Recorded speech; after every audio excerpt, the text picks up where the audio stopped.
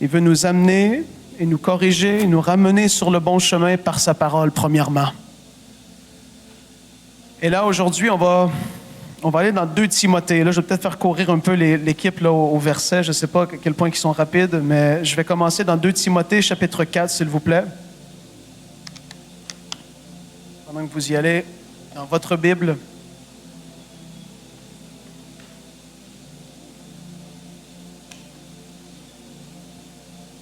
« 2 Timothée, chapitre 4, à partir du verset 6. Ce magnifique passage de la dernière lettre que Paul aurait écrit à Timothée, 2 Timothée 4, verset 6. « Car pour moi, je sers déjà de libation et le moment de mon départ approche. » Pas son départ pour une autre ville, là. Son départ de cette terre.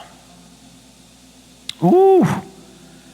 Ça, s'il y a quelque chose que les gens n'aiment pas parler, c'est du départ de cette terre. Si tu le crois, dis Amen.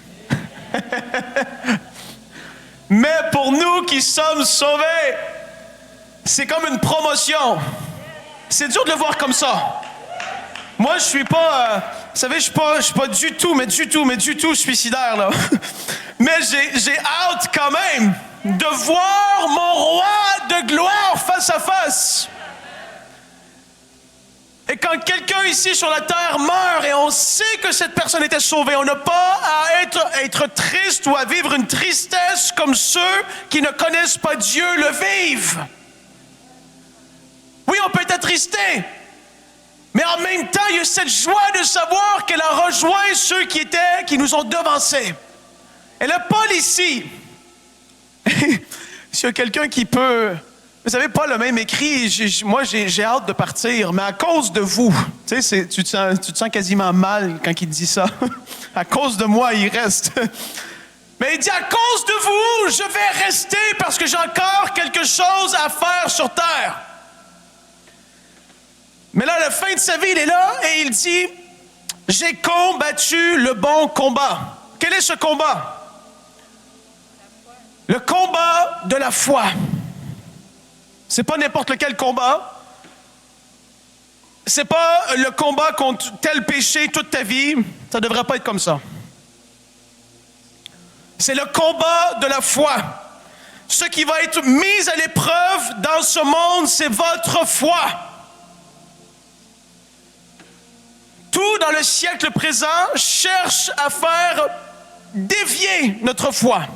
Si vous n'êtes pas rendu compte encore, ça viendra. Et que Dieu vous bénisse quand ça arrive et qu'il vous aide.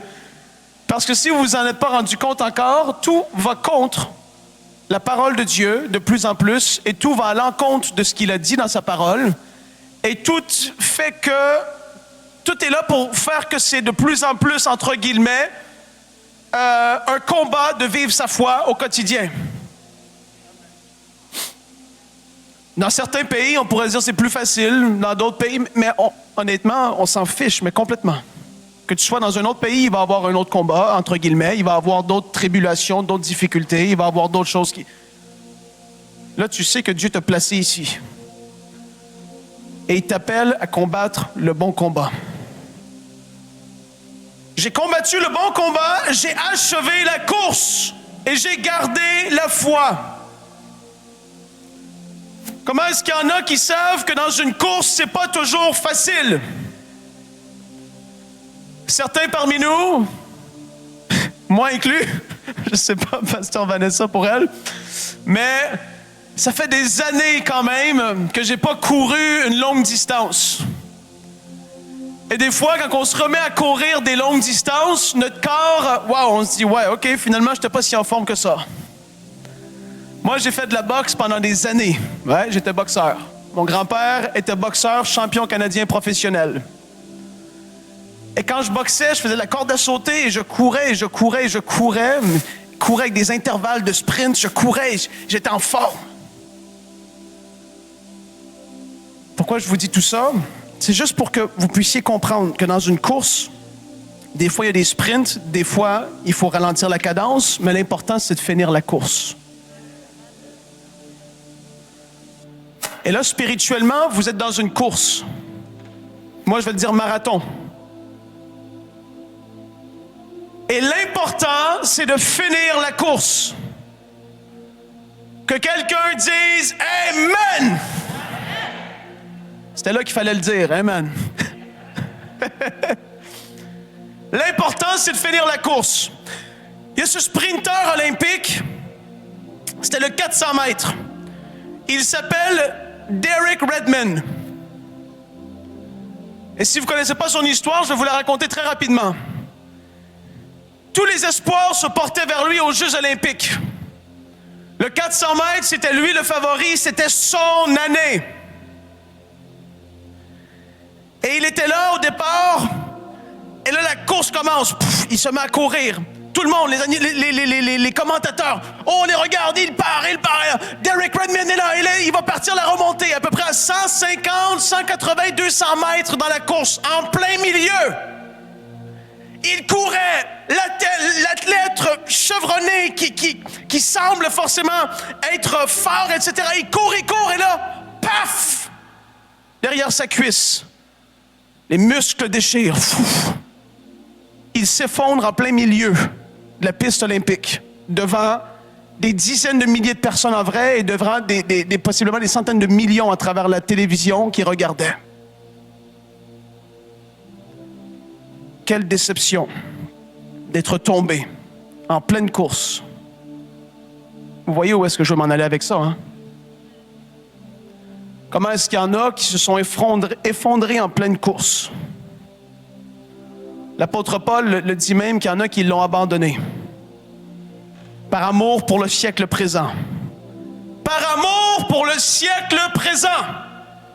Pour les choses que le monde va vouloir et pourrait nous apporter ou nous donner, certains ont abandonné la course spirituelle de la foi, du combat de la foi. Mais comme je l'ai dit tout à l'heure, l'important c'est de finir la course. Cet homme Derek était au sol, il s'est relevé, il grimaçait, il a commencé à courir, mais courir comme ça. Les gens ne regardaient plus ce qui s'était passé, qui avait fini le premier. On s'en fichait rendu là. Les gens regardaient Derek qui s'est relevé et qui grimaçait, qui courait moins vite qu'un enfant pourrait courir. Et là, tu as vu sortir des estrades quelqu'un. La sécurité a voulu l'arrêter. Il a dit non, c'est mon fils. Le père de Derek arrive. Un monsieur qui arrive à côté de lui, qui lui dit, t'es pas obligé de faire ça. Le fils lui dit, non, je dois finir. Son père le prend et commence à courir avec lui. Même si c'était pas facile, il courait avec lui, il le supportait jusqu'à la fin. Le monde se sont levés et se sont mis à applaudir. Spirituellement, le but, c'est de finir la course et d'avoir la joie et la fierté de voir Jésus dire « Viens, bon et fidèle serviteur. Viens, bon et fidèle servante. Entre dans la joie de ton maître. » Moi, quand je pense à ça, ça me touche. Parce que Frank est ici, il prêche, je peux être dans une émission, je peux être où est-ce que je suis. Ce qui importe pour moi, c'est d'accomplir ce que j'ai à accomplir et de finir ma course avec force, peu importe ce que ça coûte, même si c'est pas beau à voir, même si ça semble pas être le premier, lui qui est victorieux avec la médaille d'or autour du cou. L'important, c'est de finir et d'aller jusqu'au bout.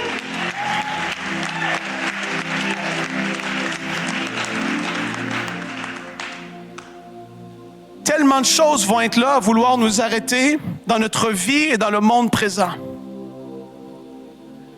Il va y avoir les soucis du siècle présent.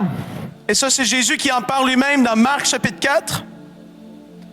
À partir du verset 7. Marc 4, verset 7. Il parle de la parabole du semeur.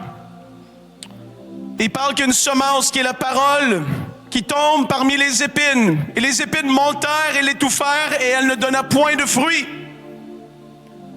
Comment est-ce qu'il y en a qui ont reçu la parole? Et j'en ai vu dans l'église, beaucoup, qui ont reçu, qui ont été touchés, qui ont pleuré, qui se sont repentis, qui ont couru pendant 6, 8, 10 mois, 12 mois, 2 ans, 3 ans. Et soudainement, un refroidissement se passe. Les soucis du siècle présent, les tentations tout autour de nous amènent qu'à nous éloigner, premièrement, du focus de notre vie, d'accomplir notre destinée. Combien est-ce qu'il y en a ici que vous savez que d'accomplir sa course, c'est tellement plus important que d'avoir toutes les richesses du monde entre tes mains? Il y en a eu 7 personnes et demie qui ont dit Amen à date. Et là, c'est pas moi qui le dis, de toute façon, c'est Jésus qui l'a prêché. À quoi sert-il un homme de gagner tout le monde s'il perd son âme?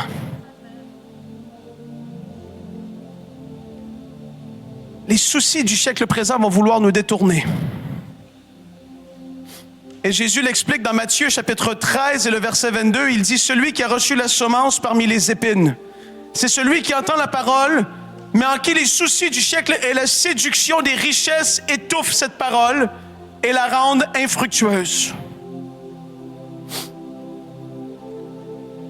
Si tu n'avais pas encore compris, mon message aujourd'hui, c'est de finir fort. Finir fort. Il y a plusieurs semaines dans ma voiture, c'est là que Dieu m'a parlé. Finis fort. Je fais wow! J'aime ça.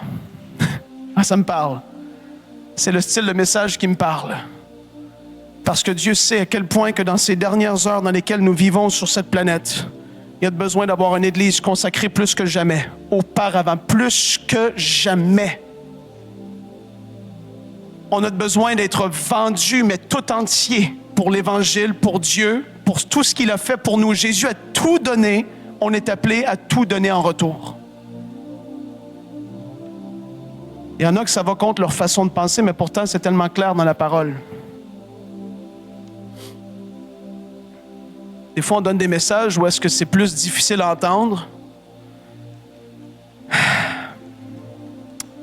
Mais merci Seigneur pour son peuple qui a une oreille pour entendre et qui va mettre en pratique la parole. D'autres vont mal finir à cause qu'ils ont été juste dans une religion toute leur vie, ils n'ont même pas été réellement sauvés. D'autres, c'est parce qu'ils ont été têtus vis-à-vis de l'Évangile. Il y a toutes sortes de raisons qu'on pourrait voir pour lesquelles certaines personnes vont mal finir. Judas a mal fini. Après ça, Salomon a mal fini, à ce qu'on peut voir dans la parole. À moins d'une repentance sur son lit de mort, mais c'est la dernière chose que tu vas être obligé de vivre. Tant mieux si ça arrive. Mais la Bible dit qu'il s'est éloigné vers des femmes étrangères et vers des faux dieux. Si c'est arrivé à lui, la parole dit que celui qui croit être debout, qu'il prenne garde de ne pas tomber.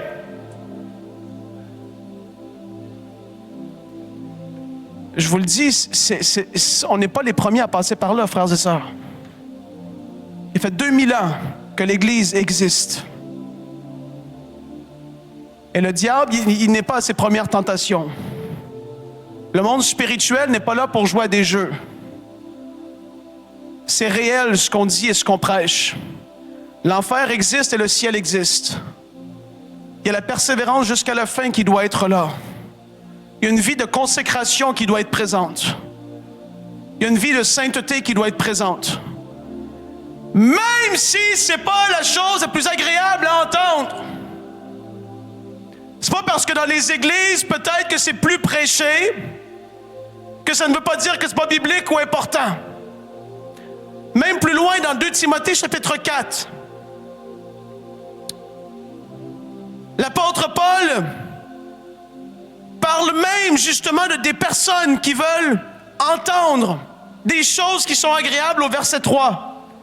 Il dit, car il viendra un temps où les hommes ne supporteront plus la saine doctrine, mais ayant la démangeaison d'entendre des choses agréables, ils se donneront une foule de docteurs selon leurs propres désirs. détourneront l'oreille de la vérité et se tourneront vers les fables, les mensonges, les choses qui ne sont pas la véritable parole de Dieu.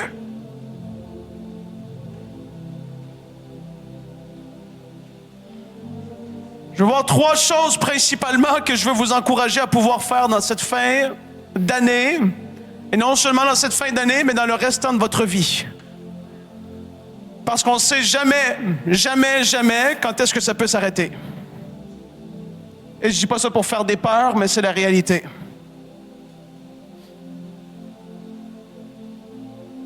Matthieu chapitre 25, les versets 1, et on va lire quelques versets parce que c'est trop important. Matthieu 25, à partir du verset 1, la Bible dit « Alors le royaume des cieux sera semblable à 10 vierges qui, ayant pris leur lampe, allèrent à la rencontre de l'époux. Et 5 d'entre elles étaient folles et 5 sages. Et les folles, en prenant leur lampe, ne prirent point d'huile avec elles. » Ça, c'est de la folie. En tant qu'Église, voyant ce qui est écrit, écoutez-moi, c'est ça qui est... Des fois, il y a des choses qui sont écrites noir sur blanc. C'est écrit, là. C'est là. Je ne peux pas le dire autrement. C'est écrit noir sur blanc. Et pourtant, beaucoup font le contraire. Et tu te dis, mais c'est écrit. Et si on croit qu'on est dans la véritable fin des temps, pourquoi est-ce qu'on prendrait ça à la légère? Moi, j'aime mieux être du côté de prêcher un évangile de consécration, un évangile... On n'est pas sauvé par quoi que ce soit autre que par la grâce de Dieu. C'est pas par nos œuvres. Mais je veux encourager et je veux voir une église réveillée. Une église où est-ce que leur lampe est remplie d'huile. Où est-ce qu'une église, où est-ce que des gens, des individus sont en paix, sachant que même si Jésus revient dans 37 minutes et demie, au son de la trompette, ils n'ont pas à être stressés, à se dire « Oh, alors, ça fait 2 ans qu'il me parle, j'ai rien fait, je lis pas ma Bible, j'ai aucune chose. » Pourquoi est-ce qu'on n'éviterait pas ça? En étant juste passionné de lui. C'est pas par des œuvres. Ce que je vous parle là, c'est même pas forçant. C'est juste quand moi je parle et je pense des fois à Jésus. Juste de plus en plus de ma bouche sort des louanges spontanées des fois. Je me prends de l'eau. Merci Seigneur, que je t'aime. Wow, moi je parle anglais aussi. Des fois je dis Wonderful Jesus. I love you so much. Une adoration qui est juste naturelle. Sortez de il nous faut que. Oui, c'est important qu'il faut avoir de l'huile dans nos lampes. On a un effort à faire, mais c'est naturel parce qu'on est enfant de Dieu. Et là où est-ce que l'Esprit de Dieu est, on est appelé, on est poussé à une vie d'esprit. On est poussé à une vie de consécration. On est poussé à une vie d'intimité avec lui. Où est-ce qu'on mange et on soupe face à face avec lui?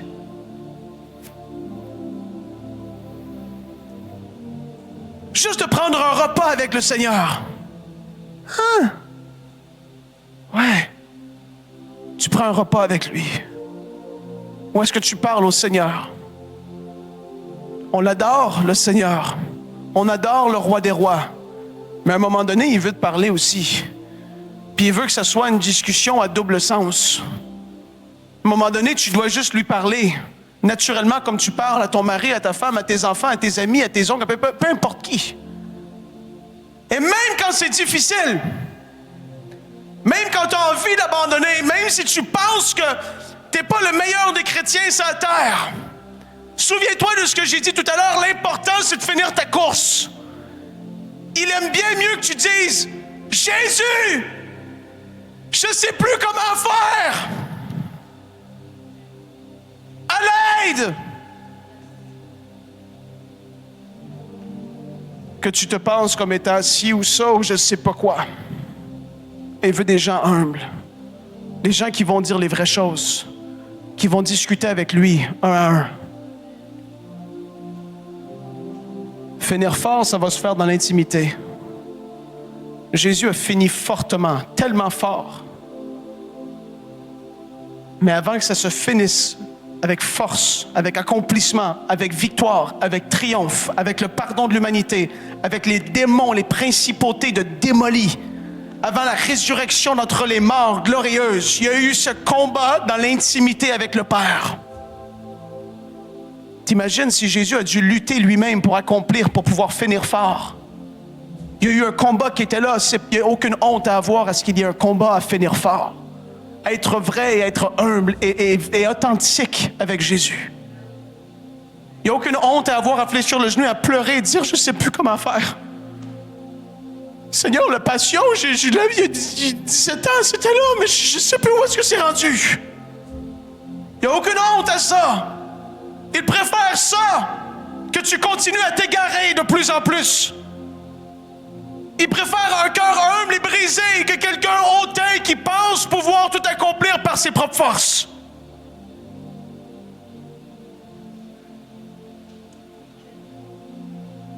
On continue au verset 4 de Matthieu 25. Mais les sages prirent avec leurs lampes de l'huile dans des vases.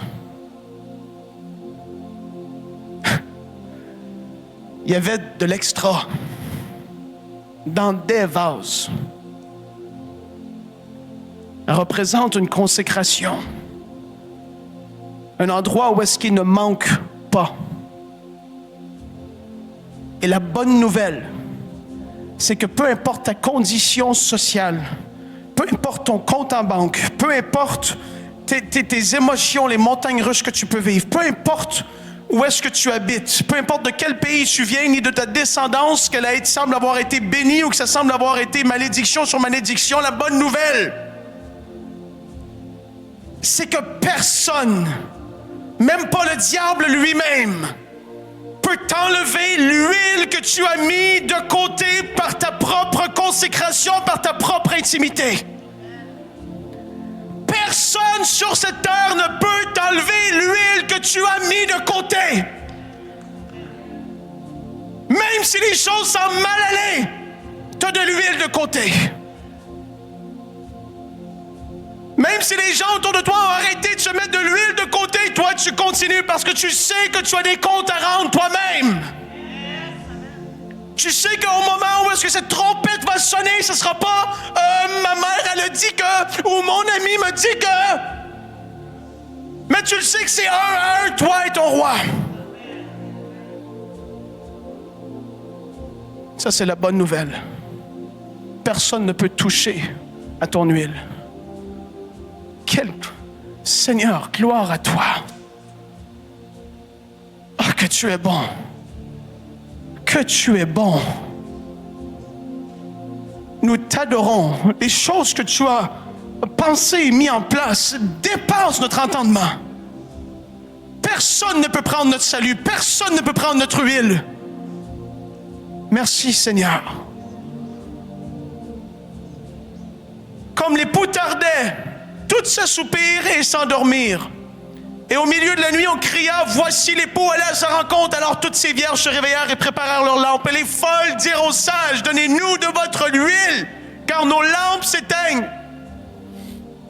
Les sages répondirent, non, il n'y en aurait pas assez pour nous et pour vous.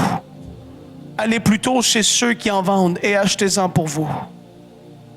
Pendant qu'elles allèrent en acheter, l'époux arriva et celles qui étaient prêtes entrèrent avec lui dans la salle des noces et la porte fut fermée. Plus tard, les autres vierges vinrent et dirent, Seigneur, Seigneur, ouvre-nous. Mais il répondit, je ne vous le dis en vérité, je ne vous connais pas. Veillez donc, puisque vous ne savez ni le jour ni l'heure. La première des choses, c'est que tu aies de l'huile dans ta lampe. Deuxième chose, c'est que tu sois transformé par la contemplation de la gloire du Seigneur Jésus. Pour finir fort, tu veux rester comme un athlète en forme, puissant, fort. Tu dois demeurer dans sa présence. Pas aller visiter une fois par année. Pas avoir un frisson une fois aux 6 mois et demi à l'église le dimanche matin. pas le fait de lire ta Bible 2 chapitres par 2 ans. Tu demeures dans sa présence. Et c'est alors que tu es transformé. C'est surnaturel. C'est spirituel. Les gens de ce monde ne peuvent pas comprendre ça. Le Frank que tu vois a été transformé, pas par mes propres forces, mais par la puissance du Saint-Esprit dans la contemplation du Seigneur Jésus. Il m'a amené d'un niveau de gloire à un autre. Et par la grâce de Dieu, je vais continuer jusqu'à la fin de mes jours à pouvoir lui ressembler plus, à être rempli de compassion comme lui l'était, à pouvoir faire les mêmes œuvres que lui. Ça, c'est dans 2 Corinthiens 3, 18. Vous pourrez aller le lire si vous le voulez. Ayez de l'huile dans vos lampes. Soyez transformés par la contemplation de la gloire du Seigneur. Et la troisième chose, c'est fini avec la paix dans ton cœur. L'important, c'est d'avoir fait ce que tu devais. L'important, c'est d'avoir accompli ce que tu devais accomplir. On est sauvé par grâce. Ça, c'est beau. Mais après ça, il va y avoir aussi un jugement des œuvres que nous allons avoir faites pour lui, en accord à ce qu'il va nous avoir demandé de faire. Et la bonne nouvelle, encore une fois, c'est que peu importe ton âge, il n'est jamais trop tard d'entrer dans ces choses. Il y a certaines personnes qui ont ébranlé la planète Terre tellement fortement alors qu'ils ont commencé à entrer dans des plans de Dieu pour leur vie lorsqu'ils avaient 60, 70 ans et certains même plus. Il n'est jamais trop tard pour entrer et d'accomplir les plans et les desseins de Dieu pour ta vie. Je veux vous encourager à avoir cette espérance toujours vivante en vous. Venez avec moi dans Tite chapitre 2, les versets 11 à 13. Tite 2, versets 11 à 13.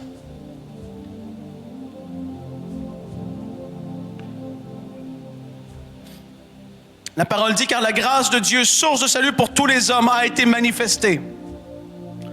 Elle nous enseigne à renoncer à l'impiété et aux convoitises.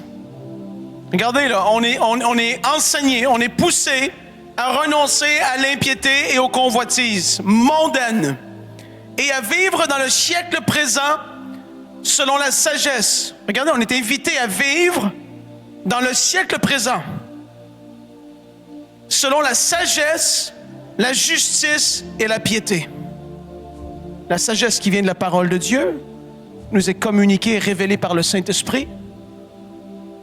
La justice et la piété, en attendant la bienheureuse espérance. Ça, c'est quelque chose de fort. Peu de gens s'attendent encore forcément à la bienheureuse espérance et la manifestation de la gloire du grand Dieu et de notre Sauveur Jésus-Christ. Vivant avec une conscience de Jésus revient, ça change tout. Vous savez que l'Église primitive se saluait en disant Maranatha. Pendant qu'ils se voyaient, c'est comme si j'irais chez vous, Jésus revient. Constamment, ils étaient rappelés de ça.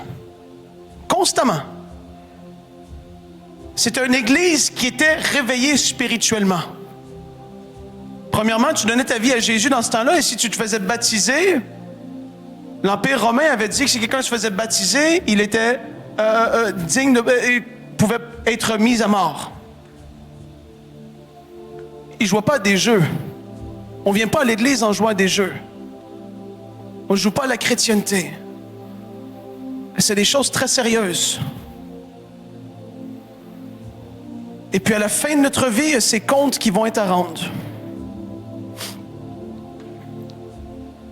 Et comme je l'ai dit, là, on achève une année. Mais moi, c'est que je veux te pousser à vivre une vie tout entièrement donnée entre les mains de Dieu. Moi, j'ai commencé à vivre une vie abandonnée vraiment à partir de 19 ans. Avant ça, j'ai grandi dans l'Église. J'avais été touché par Dieu. J'avais pleuré dans sa présence. J'avais reçu des paroles prophétiques. J'avais des parents qui servaient Dieu à temps plein depuis des années. ça l'a pas fait de moi, justement, quelqu'un qui avait de l'huile dans ma lampe. Ça l'a pas fait de moi quelqu'un qui était sauvé. Malgré que je suis allé à l'église toute ma vie, j'ai dû moi-même m'efforcer. Comme Paul a dit à Timothée, efforce-toi de te présenter devant Dieu comme un homme éprouvé, un ouvrier qui n'a point à rougir, qui dispense droitement la parole de la vérité. J'ai dû m'efforcer à avancer avec Dieu, à dire non à certaines convoitises, à prendre des décisions qui semblaient dans le temps pas forcément, c'est pas que ça faisait pas de sens, mais c'était des décisions qui allaient peut-être me coûter financièrement ou qui allaient faire ci ou ça. Selon la direction de l'Esprit, j'ai dû faire des pas et aller de l'avant. Aujourd'hui, je suis rendu où est-ce que je suis rendu par la grâce de Dieu? Parce que j'ai dit oui à des moments où est-ce que Dieu m'a parlé. Et là, c'est pas le temps de m'arrêter. Il y a des âmes à être gagnées. Il y a des vies à être transformées. Il y a un monde à gagner pour Christ. Et c'est pas en restant assis chez moi à regarder la télévision que ça va se faire. Je suis appelé à accomplir de grandes choses. Tu es appelé à accomplir de grandes choses pour Dieu. Je ne sais pas où est-ce que Dieu t'appelle. Je ne sais pas où est-ce qu'il t'a placé. Je ne sais pas les dons, les talents qu'il t'a mis en toi. Mais je sais que tu es appelé à faire de grandes choses. Et en terminant ce matin, je vais pouvoir lancer l'appel à quelqu'un qui n'a pas encore rencontré le Seigneur Jésus.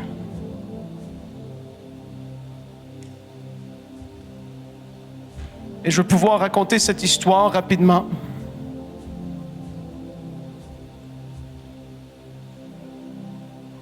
Par rapport à la vérité de la vie après la mort. Comment est-ce qu'il y en a qui croient dans le ciel et dans l'enfer ici? S'il y en a qui ne croient pas, peut-être que ça va venir un jour. Je prie pour vous. Jésus a parlé plus de l'enfer que beaucoup de sujets.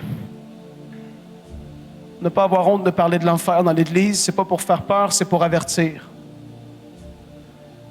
S'il y a un feu dans ma maison, ou s'il y a un danger pour quelqu'un que j'aime, que ce soit mon enfant ou quelqu'un d'autre, je vais dire, fais attention! C'est naturel.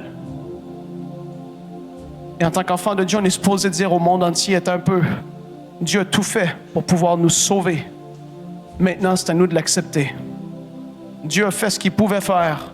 Le don gratuit de Dieu est ouvert à tous les hommes. Et un homme qui était mourant, et c'est une histoire vraie, et c'est un homme qui était mourant et qui avait des tumeurs sur son corps. Et il restait quelques jours à vivre. Sa famille était une famille chrétienne. C'était des gens sauvés. Il y avait même des prédicateurs dans sa famille. Et lui, il n'avait jamais accepté le Seigneur. Il avait refusé parce qu'il avait dit, je suis né catholique, je vais mourir catholique. Et comme je disais dans la première réunion tout à l'heure, j'aime les catholiques, tout comme j'aime les pentecôtistes, tout comme j'aime les luthériens, tout comme j'aime ceux qui ne connaissent pas Dieu. Je les aime et je veux les voir sauvés, s'ils ne le sont pas encore. Et cet homme-là a dit, je suis né catholique, je vais mourir catholique. Combien de parmi vous, vous avez rencontré Jésus puis vous savez qu'il n'y a aucune église, aucune dénomination qui peut sauver qui que ce soit? Le salut n'est pas dans aucune dénomination, ni dans aucun baptême d'eau particulier. Le salut se trouve en Jésus seul. Le pardon des péchés se trouve à cause de l'œuvre de la croix et de ce qu'il a fait pour nous. Et la famille essayait de l'amener à Jésus. Et il a dit, non, je veux rien savoir. Il tournait la tête dans son lit, il était dans sa maison. Il était mourant. T'imagines?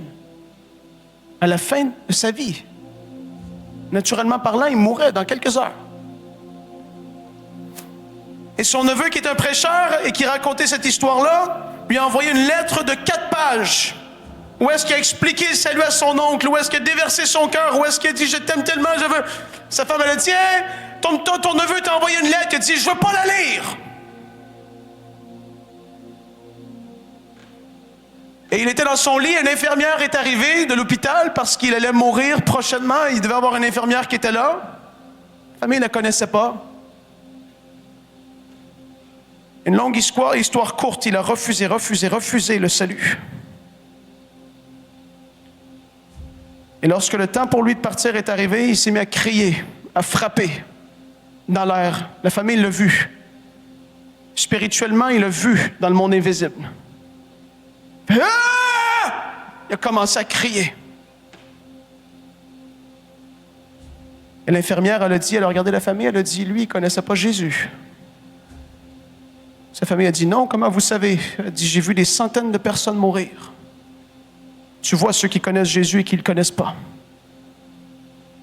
Parce que moi, je crois que quand une personne meurt, qui connaît Jésus, c'est une paix extraordinaire. Mais je crois aussi dans la réalité de l'enfer et de ce qui se passe après la mort. Et que ça, cette histoire-là, tu y crois ou pas, crois qu'il y a un enfer et crois qu'il y a un ciel parce que Jésus le dit. Et c'est des styles d'histoire que c'est pas la seule que j'ai entendue comme ça. Tellement de pasteurs, de prêcheurs, de gens qui ont vu des gens mourir. Parfois, ils sont morts en criant parce qu'il y avait la réalité du monde invisible qui se manifestait sous leurs yeux. Vous savez, les démons, ça existe. Les mauvais esprits, c'est vrai. Les anges, c'est vrai. Mais la condamnation après la mort, c'est vrai aussi. Mais il y a une joie extraordinaire qui attend les enfants de Dieu lorsque eux, leurs yeux se ferment ici naturellement sur la terre. Il y a une paix inexplicable. Il y a une joie de voir leur roi, leur sauveur, lui en qui ils ont mis leur confiance. Vous savez, au ciel, il va y avoir des réunions extraordinaires. Moi, je crois qu'on va continuer à apprendre au ciel.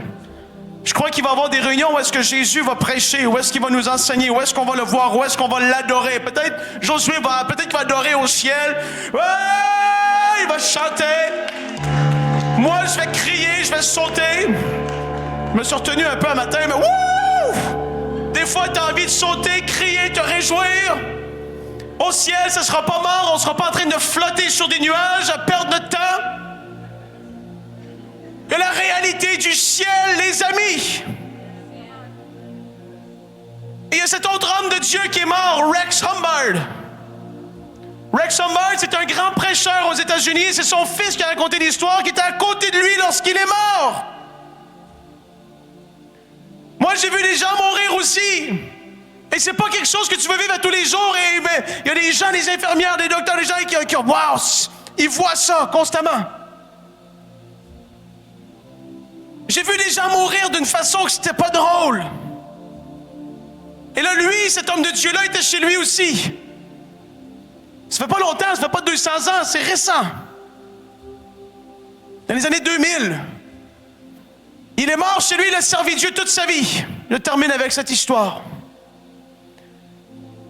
Et alors qu'il était sur son lit de mort, il était dans sa chambre et le docteur venait le voir et lui donnait des médicaments tous les jours pour qu'il puisse continuer à vivre avec les médicaments, que ça l'aide, etc. et tout ça, parce qu'il était sur la fin. Et ses enfants allaient le voir régulièrement, et son fils aussi. Et un jour, Rex était dans sa chambre et il a témoigné de ça à son fils. Il a dit, Jésus est venu me voir. Son fils, wow. Jésus est arrivé dans la chambre de Rex. Comment est-ce qu'il y en a qui croient que Jésus peut se présenter à toi? Jésus s'en fait pour chacun de nous. Il s'en fait pour ses serviteurs, ses servantes. Il sait où est-ce qu'on est. Il sait dans la situation dans laquelle on se trouve. Et il a une parole pour relever, pour encourager. Il s'est présenté dans sa chambre et il a dit, Rex! Imagine, tu es sur ton lit de mort. Et Jésus arrive vers toi et tu l'as servi de toute ta vie. Tu sais, c'est pas facile. Et je lève mon chapeau aux pasteurs, aux prêcheurs, à ceux qui sont en plein dans le ministère, qui ont un appel de Dieu et qui, malgré le coup, le font jusqu'au bout. C'est extraordinaire. Il dit, Rex! Et Rex a dit, quand il a témoigné à son fils, il a dit, il m'a regardé avec un sourire. Il a dit, Rex, on est prêt pour toi. On est prêt à te recevoir. Les anges sont prêts. Les gens sont prêts. Quand tu veux, tu arrives et on est prêt pour toi. Quelle bonne nouvelle à entendre sur ton lit de mort. quelqu'un a envie d'entendre ces paroles-là de Jésus? Alléluia! Il est tellement bon. Et la famille était autour de son lit, et le médecin est arrivé le lendemain, il a voulu donner des médicaments, et son fils a dit qu'il a vu son père serrer les dents. J'en veux pas. Son fils a dit, papa, il dit non, je vais aller voir Jésus. C'est dans ses droits. La famille est venue dans sa chambre, a commencé à chanter ce vieux cantique qui dit Blessed assurance, Jesus is mine. Oh, what a foretaste of glory divine. Et on commençait à chanter ce chant. Blessed assurance, Jesus is mine. Quelle assurance bénie, Jésus est mien. Jésus m'appartient. Est-ce qu'il y en a ici à qui Jésus, il vous appartient, vous appartenez à lui? Je suis à mon bien-aimé est à moi. Et pendant qu'il chantait, vous le croyez ou pas, moi je le crois, il s'est arrêté et son fils a dit, c'est comme si les rides sont partis. Il s'est relevé dans son lit. Il a regardé chaque enfant avec un sourire. Et là, les enfants chantaient et ils ont vu le père. Et le père s'est recouché avec un sourire et il est parti. Fou! Ça, c'est la joie qui attend les enfants de Dieu à la fin de leur vie. Peu importe comment tu vas partir, peu importe si c'est par l'enlèvement ou si c'est par la mort physique, l'important, c'est de finir la course et de la finir fortement, avec force, avec vigueur, avec consécration, avec un cœur tout entier, comme l'image de ce coureur que je vous ai donné. Même si c'est pas beau, même si les hommes peuvent dire t'es dernier, non, aux yeux de Dieu, je vais être le premier. Et je vais être attendu. Les gens vont m'acclamer quand je vais rentrer parce que je vais avoir couru jusqu'au bout. Seigneur, je veux...